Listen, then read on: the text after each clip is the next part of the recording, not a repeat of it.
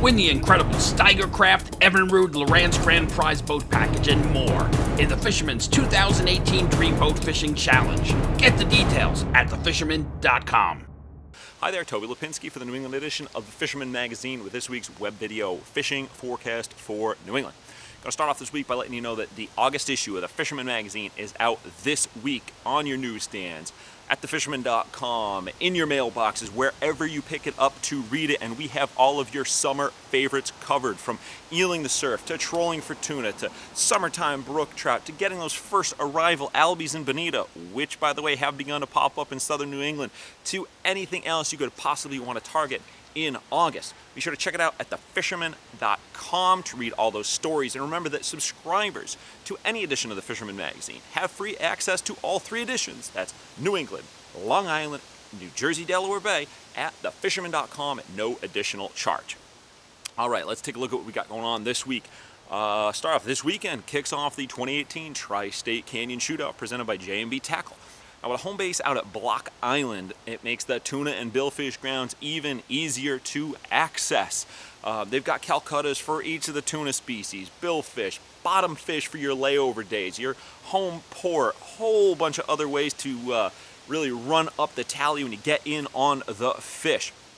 The Tri-State Shootout is considered one of the Northeast premier fishing tournaments, and it runs from July 29th through August 2nd. So check out thefisherman.com for more details. And speaking of that offshore fishing, heard from Karen at A&W Marina in New London. She said that the canyons have been hot. Got word of bigeye, yellowfin, mahi being caught by those heading out. She even weighed in a pair of dreamboat mahi entries this week.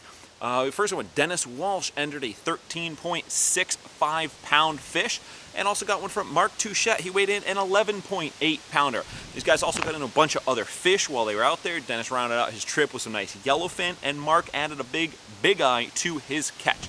Now remember that while yellowfin were removed as an eligible dreamboat species this year, mahi remain on the list to get you even closer to winning that brand new Steiger Craft boat. But it's not just offshore. Inshore fishing has been very good this week too. Well, at least anyway before the big winds and rain and everything else that we've had moved in the last couple of days. Hopefully it'll be cleared up by the weekend. Up in Buzzards Bay, black sea bass fishing remains nothing short of excellent. I even got out for a few hours last week with Fisherman subscriber Jan Zwirko. We were fishing off of Westport, Mass. We easily got our limit of fish over 18 inches. I was fishing a 4-ounce JoeBaggs flukie jig with a Tsunami glass minnow teaser, both tipped with strips of fresh squid that Jan had jigged up. He did his damage on some of his homemade fluke jigs with just a single hook up above on the dropper. Now, one of the tricks we did use was both of us added Otter Tails to all of the hooks to keep the bite going when the bait stealers came around. There was a lot of porgies and some smaller sea bass, so from time to time we were losing our baits. Really feel adding those artificial trailers on the back really helped. I also saw a quick, short-lived pop-up of either false albacore or bonito. When we first got out in the morning, there was a lot of small bait fish running around. Unfortunately, I only made the one lone appearance. I made a couple of quick casts on them, did not hook up, but there was a lot of bait. Really set up good for when those fish start to become even more prevalent in the next couple of weeks.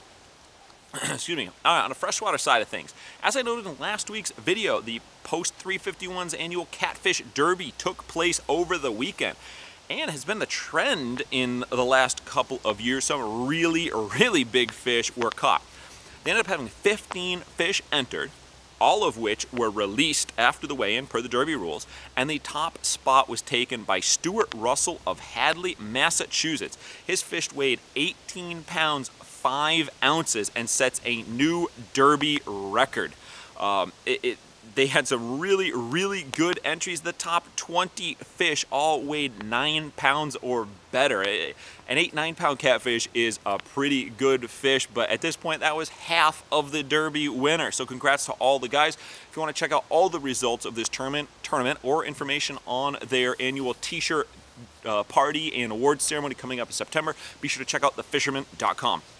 All right, as always, if you're looking for more information, I didn't get to the species of choice, what you want to head out and target this weekend, be sure to check out all of the fishing reports posted at thefisherman.com before you head out and fish this weekend. Win the incredible Steiger Craft, Evinrude, Loran's Grand Prize Boat Package, and more in the Fisherman's 2018 Dreamboat Fishing Challenge. Get the details at thefisherman.com.